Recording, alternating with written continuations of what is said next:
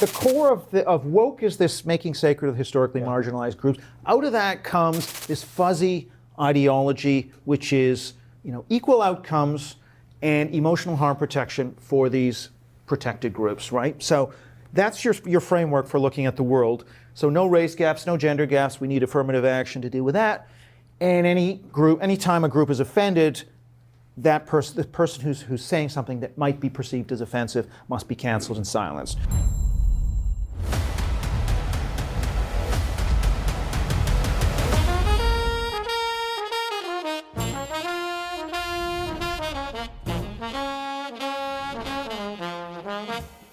Howdy everyone, and welcome back to Moment of Truth, the podcast of American Moment. My name is Saurabh Sharma. I'm the president of American Moment, and I'm joined by Nick Solheim, COO of American Moment. And we have yet another live episode. We keep doing them. We keep doing them on books about whiteness. There's something in the water these days. Jeremy Carl's book, Chris Rufo wrote one. Everyone seems to be writing books about whiteness these days. If guests are coming in, they can feel free to take a seat. No problem. Just come and find one as they can. Eric, thank you very much for coming on the show. I think that the most under-asked question in all of book talks is, what is your book about and why did you write it? Well, okay, what is this sort of book about? It's in a few parts, but it's a critical study of wokeness. Now, I know there have been a lot of critical books on wokeness, but... I'm going to give you a hard time about that. Yeah, why is your book different? I know. So why is it different? So the first clear area of difference is that a lot of the books have focused on cultural Marxist or postmodernist production of ideas. I'm focusing less on the cultural Marxists and more on the bleeding heart liberals. And I think that's a very important distinction because there are a lot more bleeding heart liberals than there are cultural Marxists. Now, it is true that critical race theory comes from that cultural Marxist tradition. That's true, and it's true that the trans stuff as well. But it is not true that affirmative action and speech codes, for example, and racial sensitivity training and diversity training, those do not come from that origin. And actually, I think those other things are in many ways more important. Now, of course, there we have we've got Richard Hanani and Chris Caldwell, who I met earlier today, and they're both fantastic. And they talk about, of course, the origins through civil rights law. But my argument is actually this is more about culture and not the idea that culture is downstream from laws and politics. So I'm kind of differentiating from Caldwell and Hanani, and I don't think this is just an outgrowth of civil rights law. But at the same time, I'm also not in full agreement with people like Rufo and Francis Fukuyama that this is just about cultural Marxisms. I think we have to really look hard at bleeding heart liberalism in all of its glory. Okay, so where does bleeding heart liberalism come from and why does it matter? So really, if we kind of set the table a little bit, what we're living through is left liberal extremism. That's not the same as socialism, and it's not the same as classical liberalism. It's actually its own hybrid. And in this country, this begins in the first decade of the 20th century with the liberal progressives, John Dewey, Jane Addams, people like that, and the ecumenical movement in mainline Protestantism. So we have this kind of left liberalism, which is all about, it's about egalitarianism and equality for cultural groups, initially European ethnic groups, so the Southern and Eastern Europeans vis-a-vis the WASPs. But now what we're living through, and they did some, you have to say that there were some problems, right, that humanitarianism and egalitarianism helped us to address, and there was discrimination. So there was definitely some good things in this movement, but it's overshot. And what I'm sort of trying to emphasize is we've overshot when we're talking about humanitarianism and we're going to microaggressions and words are violence, right? We've well overshot something that's optimal for human flourishing. So, and I'm trying to get the spotlight just off the blue-haired radicals and onto, within, say, academia, we've got a 50 to 60% of the faculty that I would say fall into this left liberal box. They don't want to cancel people, but they really love mandatory diversity statements. They really love decolonizing the curriculum. All of these things which actually have very authoritarian effects. And they will always fall in behind things that are labeled diversity, equity, inclusion. And that's what I mean is, in a way, this whole problem would never have got off the ground if it was just a few Marcusians. So, okay, then let's start with talking about what this isn't. Right. You say that it's not all civil rights law and that it's not all, hand-rubbing intellectuals inside sociology departments. Right. And so explain why you think each of those explanations is not necessarily sufficient. I think it's, when authors are writing books, they have to claim one thing. You know, that's all you get. That's all you get for a book. So I don't blame those other authors for saying that their thing is what really matters. But you obviously think that their thesis of monism is insufficient. So explain the deficiencies of both of those ideas. Well, yeah, so there's a lot of survey, I'm a quantitative survey researcher, so there's a lot of survey data in the book. So let's just take a couple of numbers here. One is, a majority of the citizens of Seattle voted to defund the police.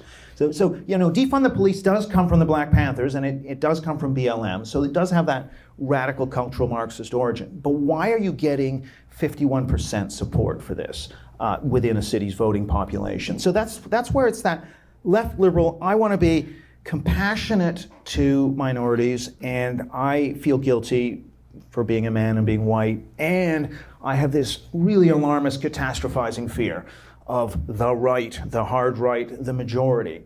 That combination, it's not an ideology, it's these fuzzy emotional feelings. When you multiply them, it actually has an enormous power, and they will always flock in behind the most radical person who's pushing their, in the name of minorities and in fear of the scary majority. And so I think it's that simple. So I would just say that now, and I also want to say, go take a step back and sort of, I think what we're talking about, so when I say woke, for example, I think that is a useful analytical concept. It's not a slur. You could say it's a slur, right? But I think it's obviously abused, but... I mean, the term was invented in like Black Twitter, like it's slang. Right. The fact that like every time I read the word woke in the pages of the Wall Street Journal, I have an aneurysm. Like why is this term being used? Well, we know the origin it comes from, originally had a different meaning. But what I'm sort of saying is, let's just take my definition of woke, which is the making sacred of historically marginalized race, gender, and sexual minority groups. That is woke, in a sense. And I think that's a useful analytical concept, which we can use to interrogate the world. So that's the first thing. Now, out of that, where does that come from? Shelby Steele has a book called White Guilt, which I recommend. Steele is African-American conservative. He lived through the civil rights movement, and he saw what happened where whites had the cultural power. Suddenly, whites were guilty, admitted sin, right? They admitted that slavery and all these, and Jim Crow. And so the cultural power, he writes, went to African-Americans, and you could see whites now had to show they weren't the bad whites. And so they would have to virtue signal by perhaps adopting a policy like affirmative action, affirming their non-racism, etc. And all of a sudden, this was a taboo.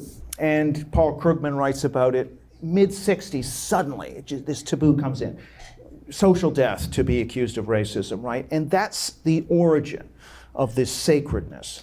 The sacredness that when I define woke as the making sacred of race, that's what comes first, then it's borrowed by the feminists, it's borrowed by LGBT. And that's where its power comes from. It's like a kind of kryptonite you can use to scare off opponents if they don't want to be canceled. Incredibly powerful. The left leans into it because it gives it an immense amount of cultural power. So I kind of really want to focus on that sacredness. It's the pivot of our moral order that comes from this race taboo in the mid-60s. And we've been living through that, and it's just been spreading out. It's like the Big Bang. Once that sacredness is injected into the moral order, it just spreads out further and further. Hiking, there's not enough people of color, that must be racist, right? You couldn't pronounce somebody's surname, that must be racist. We get an expansion, a mission creep in the definition of this term. And that's kind of where I locate all of this coming out of that race taboo, which is really part of left liberalism and actually not cultural Marxism. The race taboo doesn't really come from cultural Marxists. It comes from left liberals who jump upon it very quickly. Susan Sontag, Partisan Review, saying, the white race is the cancer of human history. That's 1966. This is like an anti-communist left-wing journal. So that's why I'm putting a lot of emphasis on the liberal left, who I think are trying to say now, cancel culture has nothing to do with us. That's just these bad critical race theorists, and we're not that. Actually, I think they are very deeply implicated in this. So the question that I have is, do you think this bleeding heart liberalism equally affects men and women? Well, that's a good question, right? So what we're seeing is that men and women above about age 45 aren't that different on these issues, but below that age, and especially below about age 25, we've got a massive gender gap. And that's not always been there. So, in. Well, can you explain in which direction? Too? Oh, yeah. Other than the obvious. I thought it was obvious. I know it's obvious. But Yeah. So yeah. Men are much more woke than the ladies. So true. So yeah. Obviously, young men are a lot more woke young women are a lot more woke than young men. We've seen that in Britain. We see it in the U.S. We see it in Canada. And I think John Byrne Murdoch actually did something on, young women being a lot more left than young men. It's important, in my view, to note that that's not always been the case. It's a relatively recent development. If you go back to, there's a survey done on American freshmen, 18-year-olds who are entering. There's about 100,000 surveyed every year by the Higher Education Research Institute. And what we can see is actually women were more conservative. The 18-year-old female students were more conservative than their male counterparts in 1970. And it's only in 2004 we start to see the women consistently more liberal than the male students. And now that gap is now like 15 points. So we've had this expansion since about 2004, but really accelerating sort of in the last 5-10 years. And the question is why? Now, my theory on that is women tend to fall in behind the communal values, whatever those are. If they're conservative religious values, then they're going to be more conservative and religious. If they are the woke values, they're going to be more woke. So that's sort of the way I see it. I don't think it's really to do with quote unquote empathy.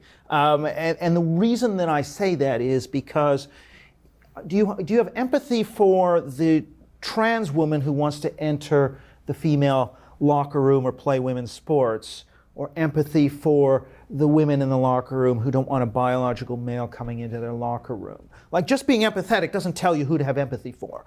Similarly, we can look at a lot of questions like this. Empathy for the person who wants to transition their sex, or empathy for somebody who detransitions.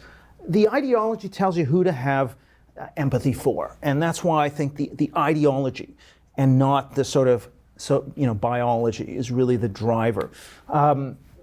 Now, once women are told you should be more empathetic towards trans women than women, they are going to be all in on trans affirmation. And actually, what we find is young women are way more sympathetic to the idea of a biological male entering a female space, be that a jail, a women's shelter, sports, you name it, than men. So women are clearly not doing this out of female interests. Because if it was just narrow tribal self-interest, there's no way they'd want biological males in their prisons. But actually, they feel, no, I've got to be backing up the communal value, which says I must be empathetic to whoever's got the most depression points, regardless of my own group's interest. So that's kind of my explanation for the gender gap.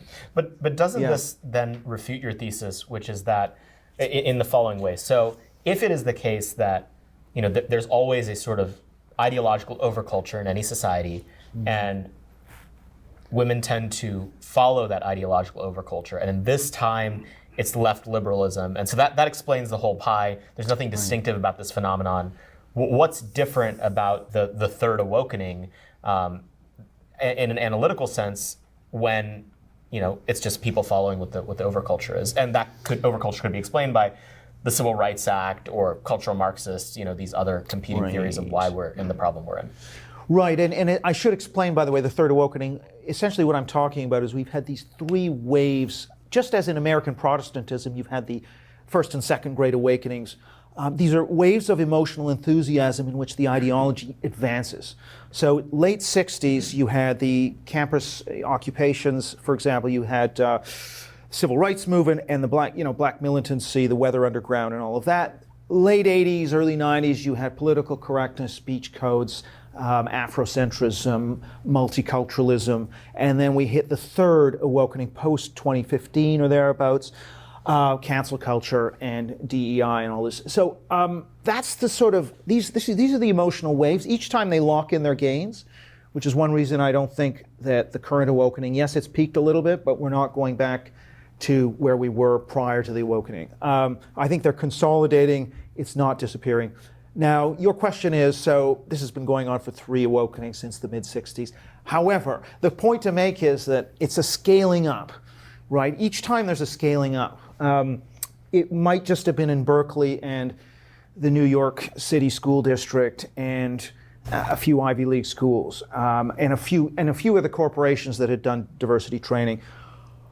In the 80s and 90s, it expands, and then in the 2010s, it really expands again. And of course, what's happening in the 2010s is these ideas, which had been isolated on campus because of social media, can now penetrate into the New York Times, Washington Post youth culture. So the scaling up is just so much greater in this awakening, and that's sort of how it affects the culture that young people are bathed in. Because really, they weren't bathed in this culture during the second awakening. The thing largely stayed on campus, but social media has meant that this is social media plus the revolution in media that's made partisan journalism, clickbait journalism, driving clicks. That's the name of the game instead of classified ads. So in the new media environment, it's simply much easier for these ideas to sort of stream off campus and affect people, even if they don't go to university.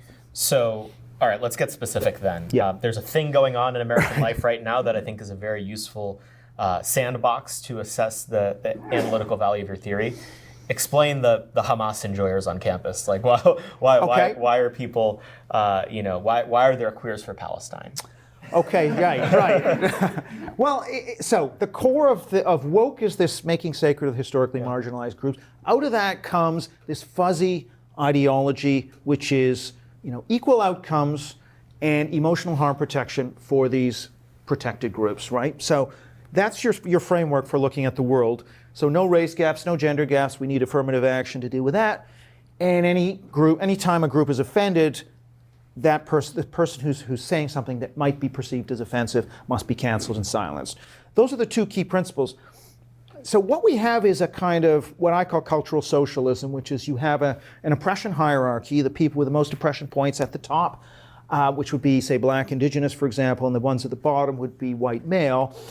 If we take a situation like Israel-Palestine through the lens of the fallen white male or the fallen white colonizer, settler, slaver, imperialist, etc., and the virtuous, innocent, historically marginalized, discriminated against, colonized, slaved, settled, whatever. That's your lens, the black and white lens for viewing the world. We've got this mean white colonizer, settler, and we have the virtuous, indigenous, colonized, etc. Transposed onto Israel-Palestine, the Jews become obviously the settler white colonialists, and the Palestinians are the virtuous indigenous people of color. So it really fits that paradigm really well. But the point I'd make about this here is, once again, the left liberals are key, right? So you have the encampments, and you have the keffiyeh wearers, but they're a small proportion. On the other hand, you have this large group of left liberals. So Columbia faculty, they had a vote. 65% of them voted to censure the president for clearing the encampment. That's 65%, not 10%. And that's kind of my point, is actually, similarly with cancel culture or EDI, wouldn't get anywhere without that 50 to 60% left liberal majority of the faculty. So that's kind of the way that I would sort of explain what's going on. So you've written that this is a 12-point plan for rolling back progressive Right. extremism. What's the plan? Well, the plan involves kind of two elements. The first thing is we really have to focus not all the attention, but most of the attention, or a large part of the attention, on culture, and particularly on K-12 education. So critical race, radical gender theory in schools, all of the, what Ed West would call the secular high holy days, the International Transgender Awareness Day, Earth Day, all these things. That has to be gone. You have to have a politically neutral space. The only flags that should be flying on a school are national or municipal flags. That is going to take a lot of work to drive that out of the school system. So now I know that's a state responsibility, but there are certain things federally that can be done around curriculum, history curriculum. When you learn that the U.S. was built on slavery and stolen land, I mean, it's what you have to teach about slavery, you have to teach about the settlement of the West, but I don't think you should be allowed to teach about that without teaching about, for example, if you're going to talk about atrocities, you got to talk about Comanche genociding the Apache, you got to talk about Aztec colonialism, you got to talk about Mughal Empire, you have to talk about But the isn't that Ottoman giving slavery. the game away? Like, isn't saying like all of history is oppressors, as opposed to just saying that's just history. That's how human beings kill each other. It's as simple as that. Well, yeah, but you have to say, if they say the U.S. is built on stolen land, you have to say that all countries are built on stolen land. There has to be some way of putting this in a context so that people don't walk out of there thinking that, oh, life's a morality play and there's good people and bad people and the history of this country is terrible. In fact, you could say, well, compared to other conquering groups or other groups that enslaved or other groups that settled, actually, this was amongst the best. And it's just putting it in that context. Because the problem is, I think we can win all the arguments. It's quite easy to win arguments against woke people. But if you're losing the hearts of the young people, and that's one of the points of the book, is we're losing the young people. I mean, they are so much less tolerant of speech that offends. They put freedom and truth and national heritage way down there. Not way down there, but they are lesser values than equality and emotional harm protection for historically marginalized groups. And that's going to mean really the end of really what we've known as Western civilization. And so I would just say the urgency of that, because those are going to be the median voters in 20 years. They're going to have power in organizations as leaders. And it just seems like conservative movements and parties have been neglecting this. Now, the US is the furthest ahead at the state level, but even there, it's just begun. Is that true? Isn't the UK like way further? I mean, hate speech laws and everything. Like you. No, in a bad. I said in a good way, like further ahead. I mean, that's what I meant. Yeah. Okay. Yeah. Well, so then explain a little bit, because I do think the international element here is interesting. Right. So many of the examples and the history of wokeness as such, you root in sort of civil rights movements in the United States. What's the process by which this becomes a thing in the UK? Or, for instance, to take an example that I'm more familiar with. In the core urban areas and even a country like India, you have something resembling wokeness. You have the same sort of fruity valence voices, talking about oppression and basically making very similar claims. Sometimes they swap out the vocabulary. It's about Dalits instead of Native Americans, but it's the same thing. Like why has this been so easily exported across the world? Yeah, I mean, it's a bit like Marxism obviously was exported quite easily around the world. Now there are some people like who say Michael Lind or Joshua Mitchell will say this is an Anglo-Protestant thing. And I think that's probably where it's originated. Now, it remains to be seen how well it can operate outside a Judeo-Christian context, because it certainly seems stronger. It's there in Latin America too, by the way. But it does seem like it's worst in the Anglo-Protestant societies, and it's not as bad in the Catholic societies, and not as bad perhaps in India. It might not be as bad. But yeah, I guess, ideologies, why does it do well? I mean, I don't know. I could say that in the Judeo-Christian world, the Christian substrate of culture, which Christianity, especially the New Testament, talks a lot about, the weak and protecting the weak, and the meek shall inherit the earth, and that's kind of an argument that Nietzsche made about the slave morality in Christianity and in socialism. Pascal Bruckner in his book The Tyranny of Guilt also talks about this idea that within Christianity is this susceptibility to this idea of guilt. I suppose those societies are going to be a bit more susceptible. And also societies that have had socialism and a weakness for socialism are also going to be susceptible to this kind of reasoning. But I still think it's worse in the Anglo societies, definitely.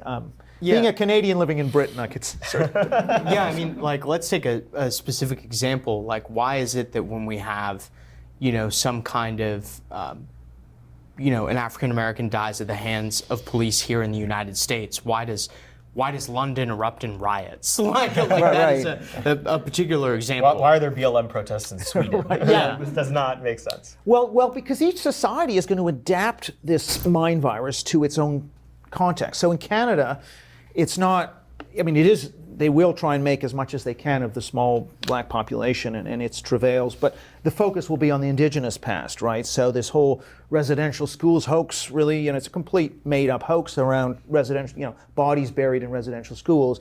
That becomes the sort of garment-rending, sackcloth and ashes, shameful thing. You have churches being burned and, flags at half-mast. Australia will also be the indigenous thing.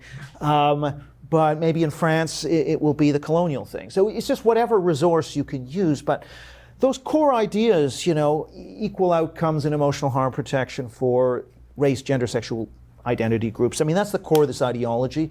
And yeah, there are just currents that move both sides of the Atlantic, but each nation will, adopt this thing. So Canada, for example, you can see even in the early 1990s, the province of Ontario had a left-wing government come in, and they were talking about systemic racism. Yes, they used that language. In Canada, in 1992, with what must have been, maybe a 1% black population and maybe, I don't know, one black suspect dying in a year, perhaps. I don't know. I mean, it was a largely imaginary problem, but because you'd had the Rodney King beating and the LA riots, they just had to do it. And that was the vogue coming up from the US, and it was repurposed without real opposition. Now, I mean, it was true they did have a conservative government that repealed it later, but it just shows the sort of susceptibility to this thinking. And it was really left liberalism. I mean, they weren't bringing in command and control Marxist economics, but this whole empathy thing for,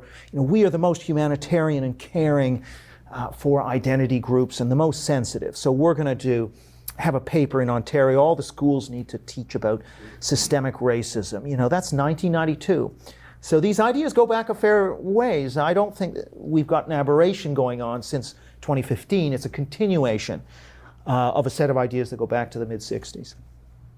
So one of the things that commentators on right and left will be tempted by in various eras is actually none of this is about culture. It's all about economics, and we need child tax credits and industrial policy in order to solve these problems. And that's the point at which I start wanting to blow a raspberry. But I know that one of your core elements of your commentary has been indexing much higher on these cultural concerns than on the idea that a lot of our political turbulence is economic. Why in this case, why is wokeness not actually about unions? Explain how you think about that. Yeah, I mean, it's a bit like the populism, voting for the right-wing populists.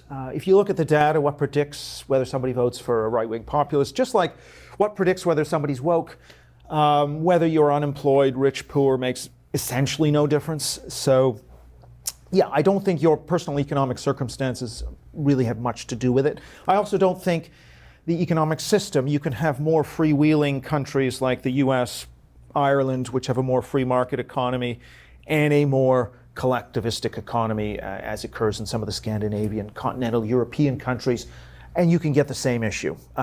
So I think it's really orthogonal. This is a cultural issue. It's really about a set of ideas, a mind virus that's kind of metastasized and mutated in a certain way. Ideas which actually have some good in them. I mean, it was good to have humanitarianism to get rid of 16-hour work days and cruel punishments and, did a lot of good. Civil rights, great. We need to get rid of discrimination. But all of these things can be taken too far. So we're just living through the diminishing returns of a lot of these ideas. So for example, super humanitarianism means hypersensitivity means, oh, well, we can't allow free speech and we can't allow you to say, biology is what underpins the male-female divide. So we have to start obscuring truth. We have to lie about residential schools being genocidal. We have to come up with all these lies. The number of people killed, unarmed black men killed by police. So what we get is a kind of perversion of what Jonathan Rauch calls the truth-based order. In order to be hypersensitive. And that's just an example of this overshoot extremism of humanitarianism. We could say the same thing, by the way, of diversity. The idea that diversity is an absolute means that we're going to overshoot. We're going to try and optimize or maximize society's diversity, which means we overshoot the optimum. And again, that's just another example of something that did some good at the beginning, but has just gone too far. So one of the pessimistic takes on wokeism and its future in the West is that this is all demographic, and if you import non-white groups of people into the United States, they will necessarily take on anti-white politics, and that's going to cause wokeness and wokeness to infiltrate government.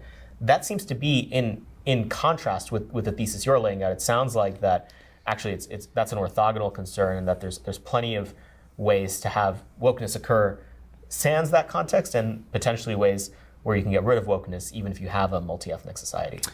Yeah, they are somewhat separate. Okay. I mean, there are certain points that do link them, but yeah, I mean, so in Britain, for example, ethnic minorities are less woke, actually. I mean, 18 to 20-year-olds. I did a sample of 1,500 18 to 20-year-olds, and largely South Asian, but ethnic minorities are less woke than whites. Whites are more polarized, so there are more strongly anti-woke whites than anti-woke minorities, but there are far fewer woke minorities than woke whites. Now, in the U.S., it's a little bit different. It depends on the issue. Clearly, on race, for example, if we look at the fire surveys of students, asking, is it okay to block or shout down a speaker? Or should somebody who says BLM is a hate group be permitted on campus? The main predictors of who opposes allowing these speakers on campus are, one, female, two, well, number one sort of being left wing, number two being female, number three identifying as LGBT, which is 30% of the student sample, actually. So it's a significant group. And it just actually, on that, because you say that this woke phenomenon is that it's ideological left liberalism, right, that's motivating people, but it doesn't necessarily follow that people adopting a politics of left liberalism would also change their personal identity into being LGBT. How do you tie those two phenomena together? How do we go from the ideological mores becoming what they are to I think like 40% of people under the age of 30 identify as something other than straight? Right. Yeah, it's probably about 30%, but it's still dramatically higher than older people. So the first thing to say is there's a very tight correlation between three things: identifying as far left on a 5-point left to right scale, or very liberal to very conservative scale, reporting anxiety and depression, and identifying as LGBT. So these three things are actually highly correlated. And I'm not just saying that to be provocative, like the correlations are astounding. Yeah. It's utterly uncontroversial with our friends here. Everyone's like, they're all mentally ill and gay. right. Now, I mean, these are not entirely the same thing, but so what's going on here, I think, is you've had the saturation of this generation in a culture of victimhood and fragility. Campbell and Manning's book on the rise of victimhood culture is pretty good on this. So you've got this victimhood culture, and now it's also pushing a couple of things. One is it's prestigious to be a victim, and you get attention. Number two, you want to be different. So it's all about being different and not having, it's not about what we have in common, it's how we're different. So difference means, hey, you're interesting, and being a victim means, oh, you get attention. So I just think that's where the culture is pushing people. And I think, for example, so what is the link? Now, this is still has to be researched. This link between mental illness, LGBT, so just a number.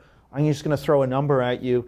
The CDC, this is from about 2019, 75% of LGBT 15 to 19-year-olds, 75% reporting anxiety and depression. For women, it's like 55%. And the average was like 45% or something like that. But there's a high, like 75%. So what's going on there? I think one of the things that's happening, and the big growth is in bisexuality, particularly amongst women. But so one of the questions is, is this kind of leading people to have no secure identity? Because it's all up for grabs, it's not set. And I just think that kind of fact that it's all a choice unsettles people. And there's a literature on this which goes back like a couple hundred years. And I just think that lack of a sort of solid boundaries and secure identity is what's, I think, behind the mental illness. I'm not saying Jonathan Haidt's wrong and that social media doesn't have something to do with it, but I just think the culture is also driving some of this mental illness. So if that's the case, is this just a lost generation? Can we actually expect this stratum of people, call it between the ages of 18 and 30, to be redeemed, or is it just going to be a basket case generation? They're going to be like, oh, that's weird Aunt Meredith. She's part of that generation. Don't talk to her. She'll try to make you gay. Like, what's how do you think about the path out of this? Because I do think the relationship between generations, at least in the West, is sort of excesses and corrections, and that's sort of the, do you see it with the silent to the boomers to the Gen Xers, the Gen Xers to the millennials? But can this generation be corrected?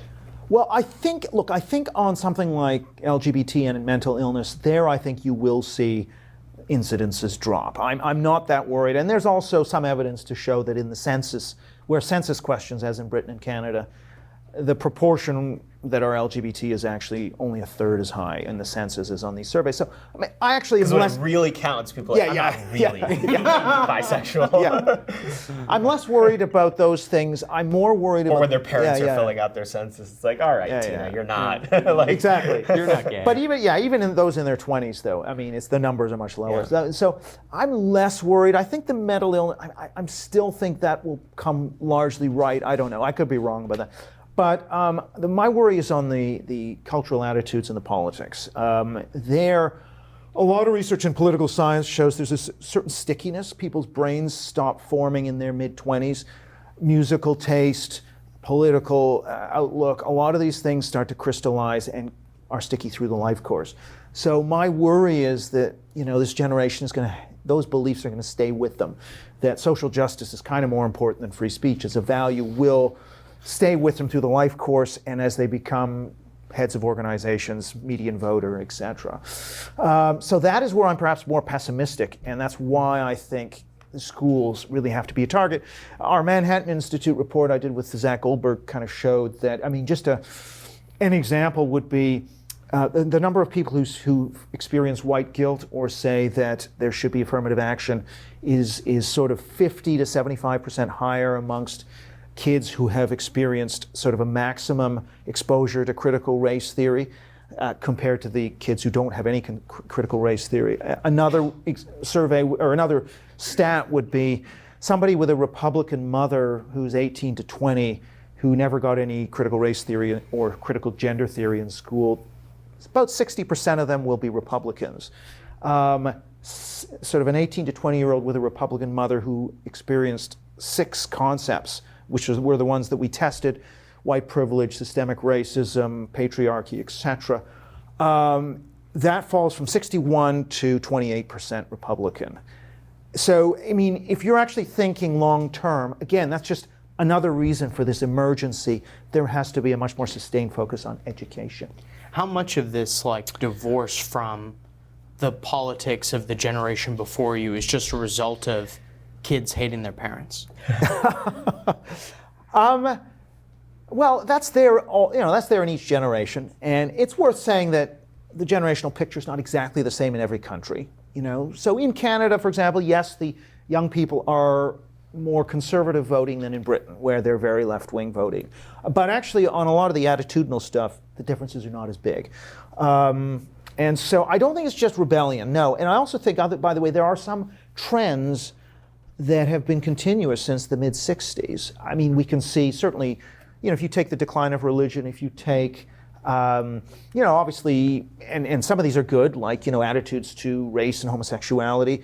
It's been a continuous line. Another example, which is not so good, I think, is this sacredness of race, which I think has been rising every generation since the boomers. And I talk about a paper by some California political scientists, Dennis Chong and Jack Citron and Morris Levy, who looked at the GSS, which has run since the early 70s, right? And you can look at the early 70s, and so you can see every generation from the people born in 1900 who were in the 72 survey. And what happened was that there's a question about, should these people be allowed to speak in public? This kind of person be allowed to speak in public? And should they be allowed to teach? Militarist, communist, homosexual, racist is one of them. Okay. So there's kind of rising toleration from that 1901 generation who didn't want any of these people speaking or teaching. It's rising, and everyone's getting more tolerant of speech. And then sometime around when the boomers enter the scene, the line for racist departs from the other 5.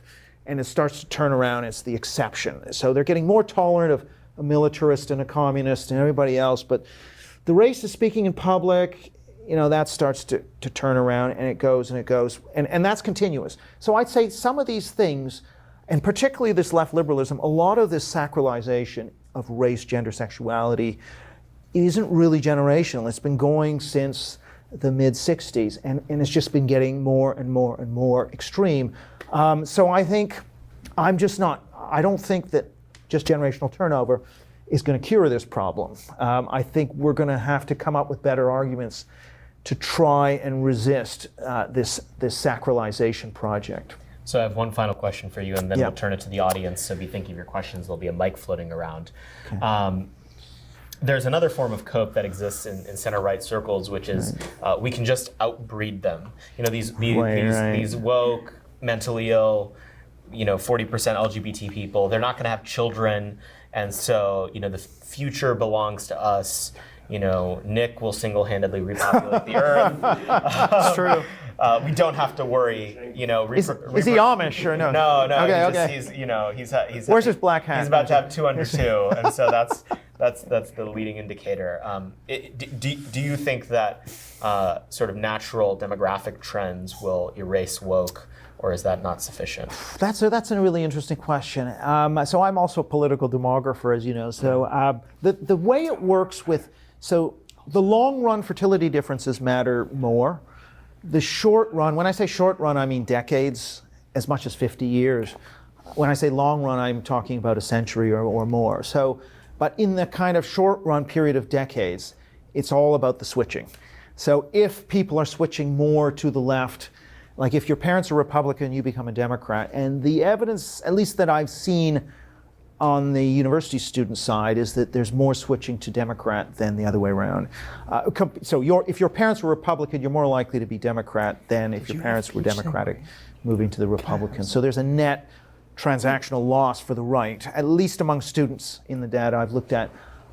Now, so you have to actually reduce the amount of loss of the children before the demography starts to kick in. Now, having said that, I am persuaded that the demographic differences are getting bigger between right and left, partly also because even identifying as Christian as opposed to no religion, those are equally sized groups amongst American students, and identifying as Christian ties you more to being a Republican, and also maybe ties who you marry, and so actually, or being Jewish, like identifying as practicing. So I think that actually could lead to more of a barrier to more endogamy. And of course, we do have the example of countries like Israel. There's no question Israel's moved to the right because the right outbred the left. It's as clear as that. And there's no question that evangelical Protestants in the United States increased mainly through demography, outbreeding the main line. Mm-hmm. So I think probably in a long, way down the line, yes. But in our lifetimes, no. So just relatedly, and then we'll go to the audience, is that one of the standard copes that I hear from Republicans in Washington, D.C. is the reason that I should be completely comfortable with mass immigration is we have these based minorities that are coming to the country. They're much more socially conservative, right. And so we don't need to worry about it. Through that demographic change, the country will become less woke. Do you agree? Well, yes, I would say. I agree with part of it. So yes, if these minorities form most of the population, it will be less woke, yes. But there's a couple of caveats. One is certain groups, particularly the highly educated, minorities, do have a tendency to sort of assimilate into the woke culture. And we've seen quite a bit of that. They're all communists. Right. It's terrible. So there's that issue. And then, of course, there is, even getting away from the gender sexuality issue. I mean, there is this question of, conserving sort of ethnic particularity in the United States to some degree and maintaining, and so that is a sort of conservative project, right? So that project will not be helped, obviously, by large-scale migration. And by the way, because it is going to press on divisions within the population, it will lead to polarization. So you might get a little less wokeness, but you're going to get a lot more polarization. But you might get Rwanda. Like, is Rwanda woke? Well, not exactly. Right. Yeah. Okay. Any questions from the audience? We need to do some mic adjustment again. Okay. And then we will take, I saw Patricia first, right? You raised your hand? Great. I'll go to you first once he does that. So what do you make of people becoming so woke that they join the Nation of Islam? I know a couple girlfriends of mine from college that have done just this. I think it's kind of a phenomenon online. I don't know like how many people there are, but it's definitely a thing. Yeah, well, it all comes back to imagine the totem pole, the people with the most oppression points, black, indigenous, people of color at the top, trans maybe, LGBT in the middle, and white male at the bottom. If you are taught and bathed in this culture of worshiping members of groups that are towards the top of the pole as being more spiritual, having deeper moral insight into the human condition, of course you want to be that. You'll try and be a pretendian, if you like, or maybe a Muslim. Now, the only thing I would say is, in Britain, there's a question on religion in the census, religious affiliation. So we can look at how many white British people convert to Islam or leave, how many people leave Islam. And I suppose the news there is a very small phenomenon, and it's not a significant. I don't believe Muslim conversions any kind of a significant issue to worry about, but you will of course find some people who just want to empathize with the oppressed against the oppressor, white male, and they'll be suckered into this, and they're not going to pay any attention to the way women are treated in a deeply Muslim country. That contradiction will never appeal because they're only focused on the bad white male, whatever the other is in their worldview. So it's basically the same phenomenon as a mid-20s white girl identifying as bisexual. Like you take it, you supersize that, you join the Nation of Islam. Well, you've got different options. I mean, you could do a Rachel Dolezal, you could join the Nation of Islam, you could go neurodivergent, you could go There's an entire buffet. You could, whatever you want, right? Well, and then also like the one example of mass conversion to Islam that I've heard about in the UK, this could be utter fake news, so please tell me if it is apparently there's a big problem with like redheaded Irish in British prisons converting to Islam. Have you heard about this? Is this true? I'm sure there are some of them. I don't know how many of them there are, but maybe they've been, they have that common experience of being bullied, so. Next question. There are two genders, neurodivergent and converting to Islam. Over here. Two questions, possibly related. The first is, maybe you answered this towards the end of your talk, but you mentioned how in the mid-'60s the epithet racist became such a powerful kind of force for making people into pariahs, and obviously that's closely associated with the boomer generation growing up during that time, et cetera, et cetera. Do you think that where there's death, there's hope in terms of breaking this death grip on kind of American, I think especially on the right, consciousness with regard to the race issue, where the left leverages so much power through this one word? And then the related question is just to kind of maybe throw you a curveball in terms of your left liberal cultural Marxist alliance thesis. One thing that came to mind while you were talking is just the Bloomberg in New York City regime, which is obviously a left liberal, moderate Democrat regime, but it's stop and frisk policy was by today's standards are Hitlerian. Right. The left, the cultural Marxists, didn't like that. So, is there? How do you react to that? Well, yeah, a really good question about the generational thing. So I do think the new generation on the right, many people in this room, are a breath of fresh air. They really understand that culture is very important, that there's been a realignment around cultural issues, and it's not just the old Thatcher Reagan, move the tax rate up a bit or up or down a bit. And that's really encouraging because I think these are the key questions. And I think you're right that the boomer grip on the right. I mean, so Richard Hanania in his book, talks about how, they didn't want to touch affirmative action. So one of the big questions is, well, given that the U.S. public has long been overwhelmingly against affirmative action, why have only 4 red states actually repealed it? Why wouldn't you have had, leaving the court decision aside, why wouldn't you have had all the red states just say, we're getting rid of affirmative action? It's because they didn't want to be called racist, right? And that's why they voted for these civil rights expansions that have made this problem worse. So yeah, maybe that generation moving on will, I don't know. I mean, I hesitate because the power of that taboo seems to be equally strong or even stronger in the millennial generation. But whether or not, what I think it is more the case that getting the conservative movement out of the hands of people who only think about the Cold War and tax and spend has to be a good thing. And there are more people in the younger conservative movement who are thinking more broadly than that, than amongst older conservatives who, and this is internationally, Britain, Canada, the US, the older conservatives are so forged in that sort of Thatcher-Reagan economic mindset that I just don't think they see these problems, or they just imagine that they're non-problems. But as I point out in the book, actually, woke is not just something happening on college campuses, it's actually having a massive downstream effect on a whole bunch of other concrete issues like crime, the border, education, health, all of these things. If you can't have a discussion, if you can't isolate pupils who are displaying bad behavior in class in order to improve educational standards, the educational standard is going to fall. And the reason that you can't isolate pupils is because there'll be a disparate impact on African Americans, let's say in this country. Although actually in Britain, it's West Indian blacks who are isolated, but African blacks actually have a lower rate of bad behavior in class than white pupils. I mean, these are all complications, but what I'm saying is that if you're tied into this disparate impact framework, you can't deal with any of these problems. So it is incredibly important.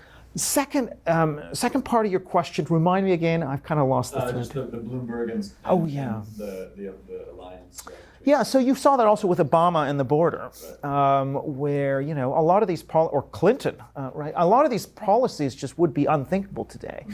So what's going on there? What I would say is going on is, certain elements of left liberal extremism had advanced at that time, and certain elements clearly hadn't. I mean, to take an obvious example, trans was just not on the menu at that time, right? So no one was thinking about this as an issue of sensitivity. And likewise, I just think for this question, I think it was still the case that, it hadn't deepened, the taboo had not deepened and spread to such an extent, because don't forget this big bang of the race taboo is just expanding outwards, and it's taking on more and more realms. Microaggressions, that term had not yet been coined. There was disparate impact, there was racial sensitivity, there was self-esteem of minority. So we had some of that lingo and multiculturalism, but it perhaps wasn't as sort of fine-tuned as it later became. And I mean, of course, and these movements are always having to take it to the next level and get more and more extreme because they have to keep the movement fresh. And so my explanation there was that in fact we just hadn't had the scale up to the extent we have today. So James Lindsay, who I think is a giggling moron, and also Richard Hanania, who's smarter, they've started trying to make the term like the woke right a thing, and applying social conservative impulses usually, or sort of more aggressive Christian nationalist impulses as just wokeness for the right. Do you think there's a such thing as the woke right? Does it fit within your analytical framework of an awakening? How do you think about that? Yeah, I mean, obviously there's a certain trolling quality to some of their work. And this is kind of to some degree, they're trying to sort of carve out territory. Hey, I'm not one of the her. I'm kind of an original thinker. But of course, there will be sacred values on the right as well. Yes, absolutely. That could be, for some people on the right, it could be abortion, it could be guns, it could be, I'm of the view that right now, at least in terms of power, the sacred values of the left are just a lot more powerful. But yeah, there are certain sacred values on the right. I wouldn't deny that, no. I don't know that those are the best examples, really, though. I think that the ones that Lindsay and Hanania are picking out there strike me as, would you, if somebody says, so Hanania is sort of now quite pro-immigration, and, I would say people who want to have immigration limited, they're not saying zero immigration and I'm going to go commit harikiri if we don't get this number down. You can't argue for increased immigration, or I'm going to cancel you. So there's a difference there. It's not a sacred value in quite the same way. It's like it is a value, but it isn't sacred. Now, on Well, there's abortion, also like a distilling here. It's like wokeness is when you criticize someone for something. It's like, no, that's not what woke. It's like people say cancel culture is when you disagree with someone. Like, no, it's not it. Yeah. No. Woke is very specific. It's about making sacred these particular totemic identities, and so only insofar as he's talking about the right making certain things sacred. But there is this trope now about, the anti-woke were as bad as the woke, that you hear that. And I think that's ridiculous, actually. I mean, I think the woke have gone so far, it is very clear they are pursuing a radical egalitarian agenda. And the people who are resisting that, like if you're resisting separating kids in class by race and saying one's the oppressor and one's the oppressed, like I don't see that as particularly radical. Or if you're trying to say, if you're teaching about American conquest and slavery, you got to teach about world historical conquest and slavery. Is that some kind of radical idea? I don't think it is. I think it's pretty sensible and rational. So, yeah, I think a lot of people are making hay out of this sort of anti-woke right thing, and I don't take that view. Time for one or two more questions. Yeah, this is our last one. Thank you very much for very interesting comments. I was especially interested in your opening remarks about the emotional fuel that stands behind the woke agenda. I wonder though, when you just said now that about sacred values, I think it would be important to distinguish between really sacred values, which we're presumably in favor of, and those pseudo values that we illegitimately sacralize in order to imbue ourselves with an unearned sense of virtue. And I wonder, you said, these ideas, they're old, they go back to the 60s. I would suggest they go back a lot further than that. For example, they go back to Rousseau and his idea of virtue. He was always talking about virtue, but it was not how he acted. It was his emotion of virtue. He was drunk on his own sense of his own virtue.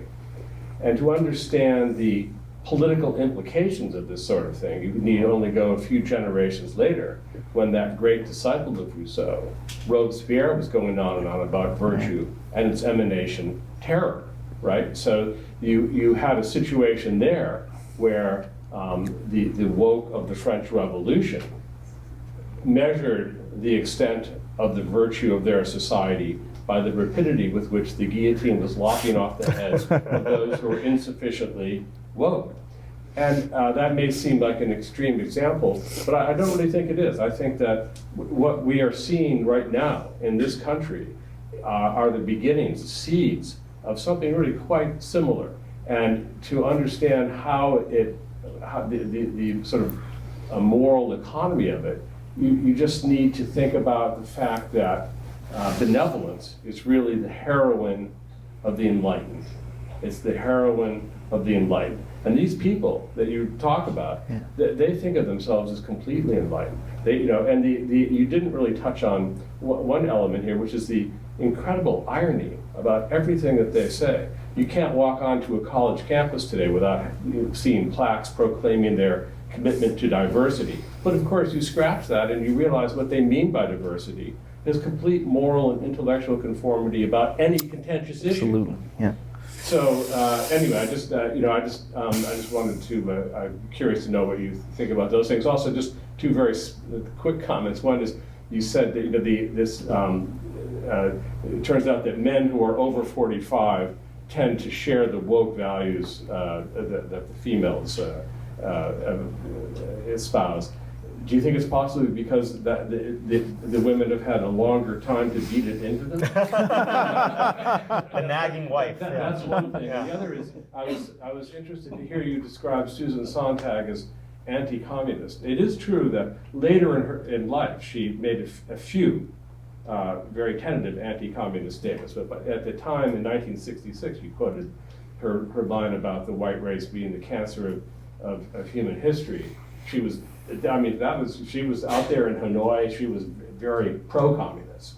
By the way, she later said that that was an unfair comment because it was unfair to cancer.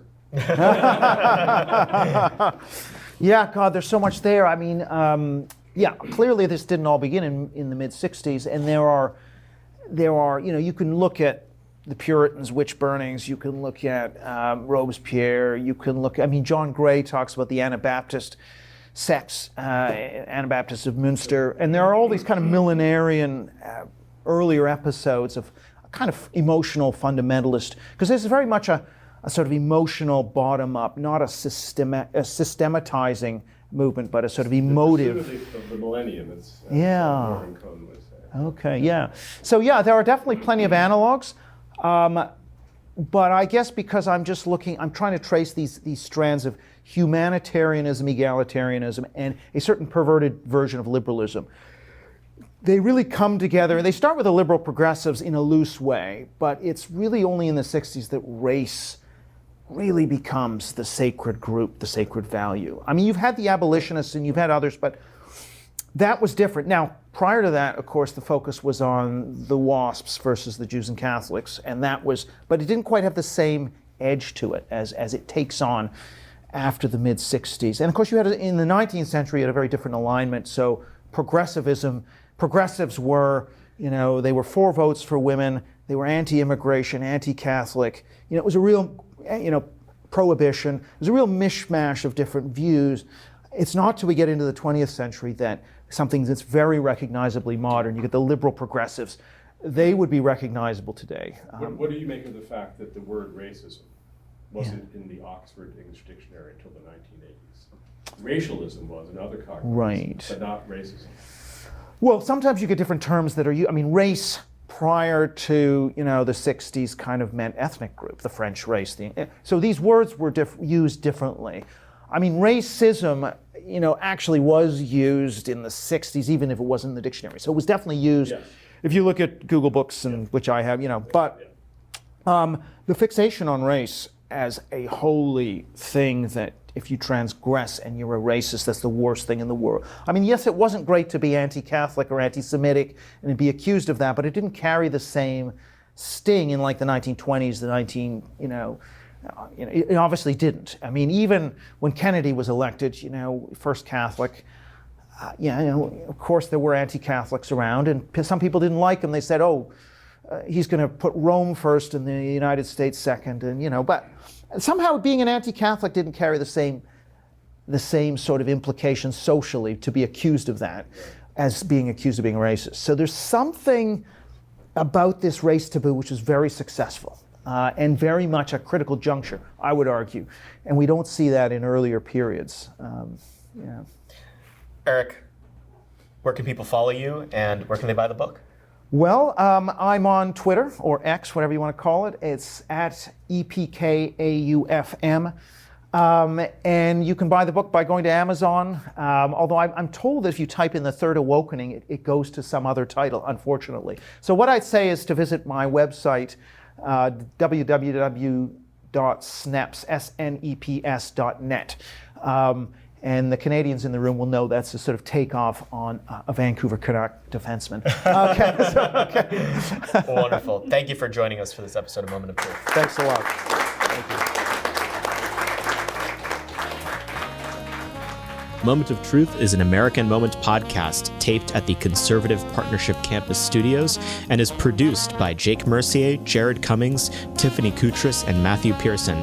Our intro song is A Minor Struggle by Ryan Serenich, and our website is AmericanMoment.org.